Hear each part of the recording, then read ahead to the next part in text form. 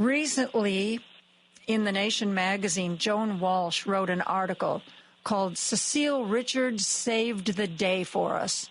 I couldn't agree with it more. Joan Walsh is here now to talk about this article and some of the other things that she's written for The Nation. Joan, thank you so much for being here. Oh, thank you for having me, Joan. Tell the audience, if you would, what you wrote about Cecile Richards and why you wrote it. Well, I wrote it because I love her, and I'm not even going to pull back from that. I just do. And that has to be said because I was on vacation. So, when you come back from vacation to do a story, you love that story or you love that person. So I did do that. But, I feel like what I have learned from Cecile over the last 10 years, basically, is just how to keep, I don't like the word reinvent yourself because that means, it sounds like you're not authentic, but just go into your new phase, and Cecile did that, leaving Planned Parenthood and then co-founding Supermajority, and then co-founding Abortion in America and the Charlie chatbot. I just feel like she figured out how she was supposed to get this period of time right. And I just, I would like her advisor because I think she did it really well. I think she was amazing. I was a great admirer of her mother, Texas Governor Ann Richards. And usually when you've got an amazing parent like that, the children can rarely live up to their reputation, let alone eclipse it. And I think Cecile Richards eclipsed the success that her mother had. And she was such an influence, and she was so articulate. You'd think to yourself after you heard her speak, man, yes, that's it. That's exactly how I feel, Cecile. Thank you for putting it into words. Right. Mm-hmm. Right. I mean, maybe I am a little bit older than you, Joan, but I just wouldn't say, I think that Ann Richards, for my generation, was just irreplaceable. So I feel like Cecile in her generation came up and they tied each other. So that's all I'll say about that. I don't know. I think it's just very scary right now, don't you think? I don't want to be like that. I don't want to be, I'm scared. I have a daughter. She's very brave. I don't want people to be afraid, but there is a part of me that is. How can you not have fear? Yes, we know we're going to resist. And yes, we know that, people have lived through tough times before, but it doesn't take away from the fear, because as bad as it was in the first administration, I think it is going to be worse this time around by definitely a factor of 10, because this time around his ignorance with how government functions is going to be less. And this time around, there are people who know they can use him. People who know that they can whisper in his ear and get what they want. Yes, they absolutely are. And they are using him. And so, we see that, and it's also very scary. But, I just, my only hope is that he is overreaching and people will see that. There were so many polls. It's crazy because the polls have now changed, right? So now the polls say, everybody likes Trump policies. And like right after November 5th, it was like, actually a lot of Trump voters don't like Trump's, mass deportations and, pardoning all the January 6th criminals. But anyway, it's like, now it's just all, everybody likes everything. And I don't think that's true. And I think I think that liberal people have to just keep speaking up. It gets very tiring, and your voice starts to run out. But I really think we have to keep it up. Yes, Jonathan Last from The Bulwark wrote this week that, our job is to remind people, not to educate, just remind people how much they disliked him last time. Don't you remember? You didn't like he did this. You didn't like he did that. You may have forgotten that. We're here to remind you how much you didn't like him before, because we promise you, you're also going to not like him this time around, too. Not one bit. Mm-hmm. Not one bit. Yeah. You also wrote about... He goes back to 1960. I'm so sorry. Go ahead. Well, I think he went back to the days of Lyndon Johnson, 60 years ago. Let's just say 60 years ago, 1965. A very great and meaningful executive order that ordered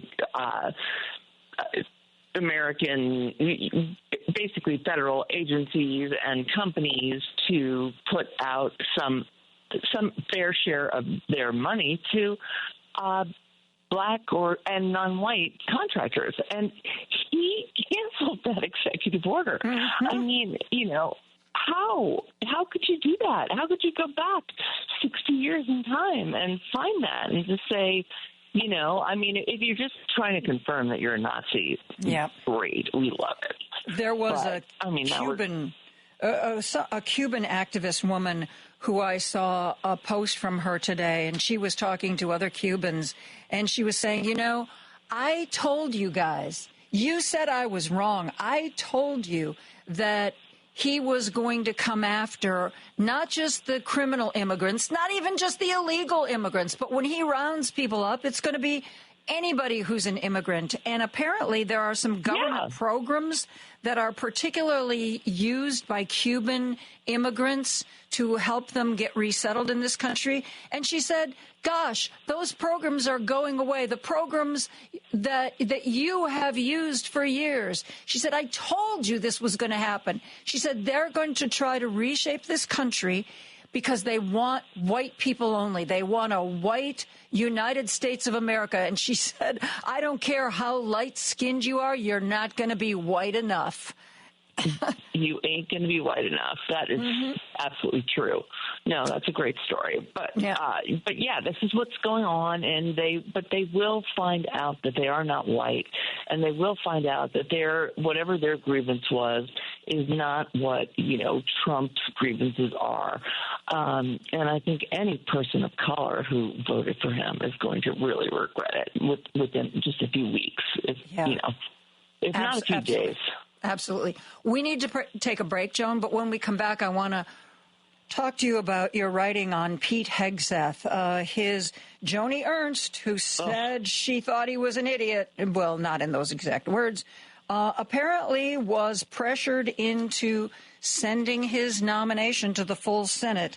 Lisa Murkowski and Susan Collins have said publicly that they are going to vote against him. But now that it's up before the full Senate, I think it's going to need 4 or 5 Republicans to stop this guy from being head of the DOD. Joan Walsh wrote about Pete Hegseth this month. We're going to talk to her about that when we come right back after this. This is Joan Esposito, live, local, and progressive on WCPT 820. I am joined now by Joan Walsh, who's the national affairs correspondent for The Nation magazine. She's also co-author of Corporate BS, Exposing the Lies and Half-Truths That Protect Profit, Power, and Wealth in America. That title slightly edited for radio. I wanted to talk to Joan about an article that she wrote this month about Pete Hegseth smarming his way closer to running the Pentagon. There was a brief moment in time, a brief, beautiful moment of time when it looked like all of the bad information about Pete Hegseth was going to torpedo his nomination. But in true Trump-like fashion, he was like, I don't care. I'm not quitting. And Donald Trump seemed to admire the fact that Pete Hegseth wasn't going to quit. And so sort of, we'll see how it plays out. His nomination was just before the Senate committee, where it would have only taken one Republican vote to torpedo it. Joni Ernst was hoped to be that vote. She's the Republican senator from Iowa. She is somebody who served in the military. She is somebody who clearly made her disgust and displeasure with this nomination very clear to the media in the early days, but somebody got to her, and she made the announcement that she was not going to stop his nomination from leaving the committee to go before the entire Senate, where now it will take more Republican votes to get rid of him. There are two already, Lisa Murkowski and Susan Collins, but they are the only two who so far have said that they are going to vote against him. And the fact that this man could be leading our military, I don't have adjectives, Joan, to describe the revulsion and disgust I feel at this moment in time. Tell the audience about what you wrote. Well, he is just really somebody who has, as many wealthy white men do, he has failed upwards because he's had a couple of apparently rough stints, and two major news organizations publish this. He's had rough stints at some, supposedly great or set up by the right-wing welfare, as you know. They got rid of him because he spent a lot of money and didn't get a lot done, basically. And then there's also all of these allegations about very, very, public drunkenness, public abrasiveness, public anti-Muslim slurs. So I think that all of this is really terrible, but the Republicans have been acting like it's not. But his sister-in-law just weighed in, and his mom weighed in. Remember, several months ago, his mom had sent an email like, "Oh, dear son, please don't be such a horrible person. You're an abuser of women." White. Yeah.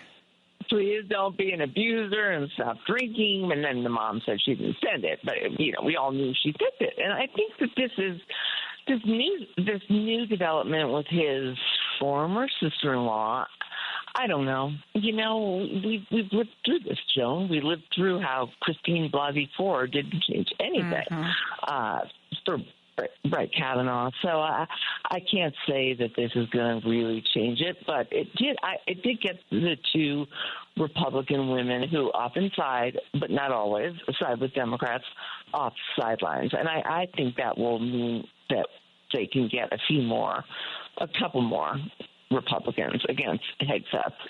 John Curtis from Utah, the new Mitt Romney, and Mitch McConnell doesn't like him. So it could happen. I want to leave our listeners knowing that something there you go again, could spreading happen. hope, Joan. Oh, I know. I'm a hope monger. Well, I would love to believe that you're right. I think that I know that if you speak to them privately, there's more than 4 or 5 Republican senators who think that this man is unfit to be in this job. Oh, God. But yes. The question is, this early in the game, this isn't after the midterms when Trump will be a true lame duck. This is still early enough when he and Elon could make some people's lives difficult. It takes a lot of bravery. They scared off Joni Ernst. Mm-hmm. Yep. They did that to Joni Ernst, I truly believe she would have come out against Hegseth if, Elon hadn't said that. So, there are going to be a lot of people like that. So, anyway. And there have been a few Republicans. We will keep checking back. Yeah. There have been a few Republicans who've said, when asked about these several cabinet nominations where people are clearly unfit, and the response was, well, I believe that a president should be able to choose their own cabinet. So pretty much it doesn't matter to me who he chooses because that's really, his right. If there's people he wants he should have those people. That should be something that a president's allowed to do. And, I think we're going to hear a lot of tap dancing. I think it's going to be really hard to hear over the tap dancing that's coming our way. I agree. I think it's going to be very wild and not very good for them, although not very good for a lot of people we care about either. So it's going to be very much mixed, but they are going to mess up in a big way. Yeah. You also I think this was in December, you wrote about what I like to refer to as doggy. My listeners say I should call it dodgy. Donald Trump calls it Doge, this government pseudo effort to cut waste that it was either the Wall Street Journal or the Washington Post had exclusive reporting that part of the reason Vivek left to go run for governor of Ohio was because he and Elon really did not see eye to eye. And people were starting to think that Vivek Ramaswamy was somehow working under Elon Musk, was not a co-leader, but was indeed some kind of subordinate. And, talk about what you wrote about dodgy, doge. Doge. I mean, it is really a disgusting project, and we know that the real waste in our tax and resource system is not taxing the super wealthy, of which we have so many more than when, Republican Dwight Eisenhower taxed them at their, marginal tax rate at 90-something%. We have so many more than we did then, and we could be bringing in so many resources to do so many great things for our children and elders and everyone in between who needs some help. So it's just like I can't keep believing that we're having to fight these battles, but we are, Joan, right? Yes, indeed, we are. And I think that there's going to be a fire hose of chaos. And I think that buying Greenland is going to be the least of it. I don't know if you heard there was that sound clip from the Denmark legislature where one of the... No, I don't think I did. Oh, my God. What was that? I forget the guy's name. It is, of course, a tongue twister for me. But he said, Mr. Trump, I want to tell you about this, this effort. Greenland belongs to us. It is something that is always going to belong to us. And I know you've said you're interested in having it. And I have one thing to say to you. F off.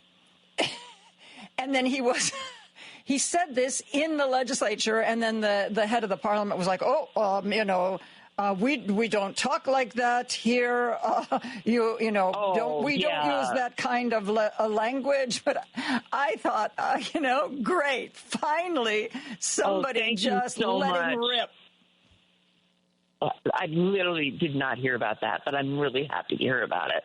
And, we both know there are, many independence movements in Greenland. They don't even want to be part of Denmark, let alone,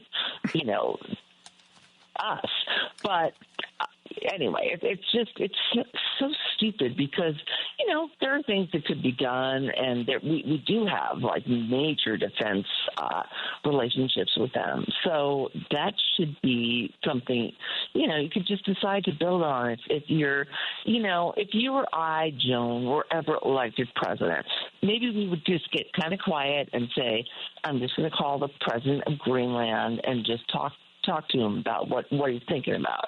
But this guy doesn't, he doesn't do that. He just plants his foot on these, Well, he is very good people at creating clickbait that the media will go after sometimes so that they don't pay attention. Like that was right around the time we were wondering if we were going to see any kind of report from Jack Smith, and there were some serious things going on.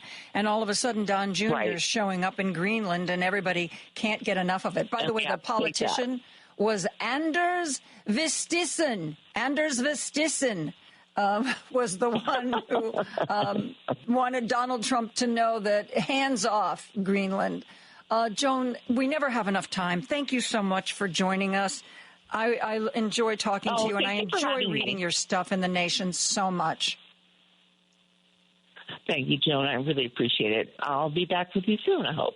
I hope so, too.